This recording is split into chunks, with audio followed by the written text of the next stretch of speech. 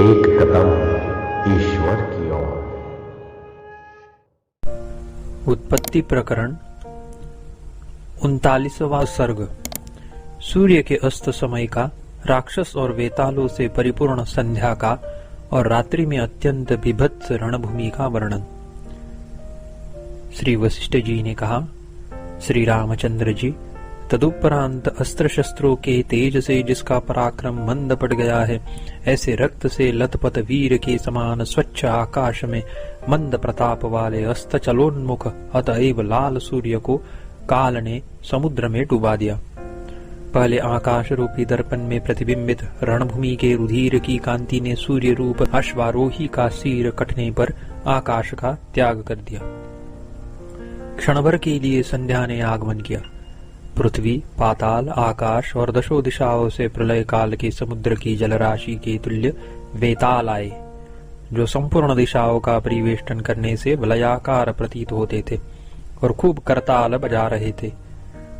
सान में रखकर खूब तेज की गई अंधकार रूपी तलवार से दिन रूपी गजराज का मस्तक काटने पर संध्या राग रूपी रुधिर से लाल तारामंडल रूपी गजमौक्तिक बिखर पड़े। जैसे प्राण रहित मोह से अंधकारमय और जीवनावस्था में जीवन से प्रेम करने वाले मृतकों के हृदय में प्राणों द्वारा शब्दायमान कमल संकोच को प्राप्त होते हैं, वैसे ही हंस आदि जीव जिनसे हट गए हैं, अंधकार से अंधे बने हुए जलपूर्ण तालाबों में पहले भवन आदि के कारण शब्द कर रहे कमल संकोच को प्राप्त हो गए।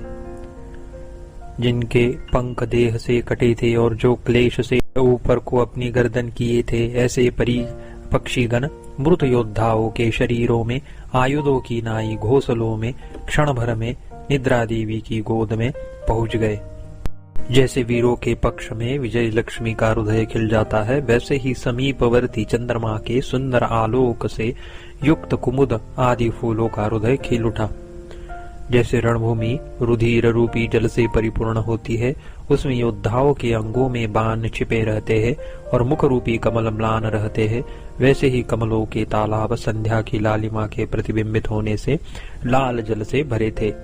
कमलों में भंवरे बंद थे और उनके मुख के तुल्य कमल संकुचित हो गए थे। ऊपर आकाश रूपी तालाब तारा रूपी कुमुदों से विभूषित हुआ और नीचे का जल तालाब कुमुद रूपी ताराओं से चमकने लगा।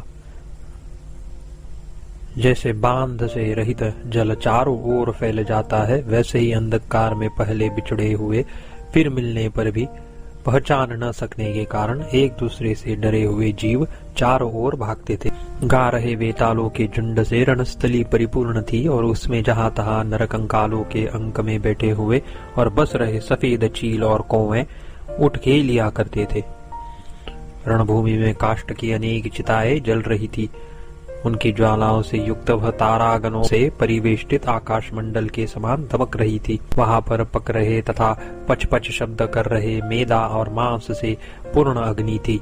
सर्वांग की हड्डियों के टूटने से शब्द करती हुई अनेक चिताएं वीरों की नाई प्रधान रूप से प्रकाशमान थी। वेतालों की स्त्रियां जल क्रीड़ाओं की तरह चिताओं में छिर रही थी। वह कुत्ते, कौवें, यक्ष और वेतालों के कर्णकटु कोलाहलों से भीषण थी। प्राणियों के गमन और आगमन से उड़ते हुए वनों की तरह थी। डाकिनियां वहां पर रुधिर, मांस, चर्बी और मेदा के हरण में व्यग्र थी। वहां पर पिशाचों ने जो मांस खाया था, वह उनके ओठों से गिर रहा था।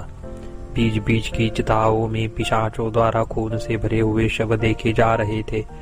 पुतनाएं अपनी गोद में बड़े बड़े शवों को ले जा रही थी।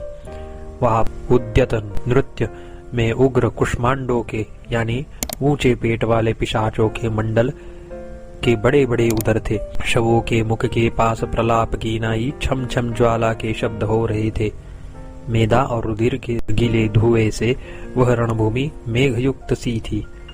वहां पर रूपिका यानी एक प्रकार की पुतना बह रही रुधिर नदी के वेग में जमकर खड़ी हुई, अतएव भूचरी सी मालूम पड़ रही थी।